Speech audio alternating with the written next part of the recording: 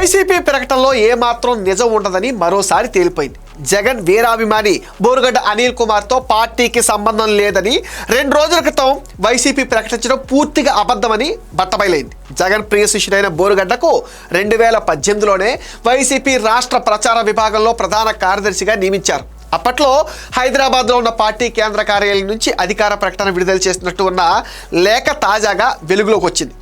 తనకు పార్టీతో సంబంధం లేదని అధికార ప్రతినిధి కారుమూరి వెంకటరెడ్డి ప్రకటించడాన్ని తప్పుపట్టిన బోరుగడ్డ తాను వైసీపీలో రాష్ట్ర ప్రచార విభాగం ప్రధాన కార్యదర్శిగా పదవి చేపట్టిన విషయాన్ని గుర్తు చేస్తూ లేఖ బయటపెట్టాడు.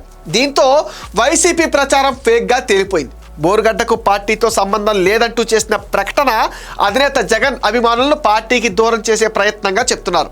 వైసీపీలో చాలా మంది సీనియర్లు చెప్తున్నట్టుగా పార్టీలో జగన్ అభిమానులను తొక్కేసే ప్రయత్నం జరుగుతుంది అనడానికి బోరుగడ్డ ఉదంతం తాజా ఉదాహరణగా వ్యాఖ్యానిస్తున్నారు. ఇంతకు ముందు కూడా జగన్ను అమితంగా అభిమానించే విజయసాయిరెడ్డి, బాలినేని శ్రీనివాసరెడ్డి వంటి వారిని పార్టీ నుంచి బలవంతంగా వెళ్ళగొట్టారని అంటున్నారు. బోరుగడ్డకు బాలినేనంత సామర్థ్యం లేకపోయినా సోషల్ మీడియా ద్వారా అధినేత కోసం బోరుగడ్డ చేసిన యుద్ధం మరెవరూ చేయలేరు అంటున్నారు.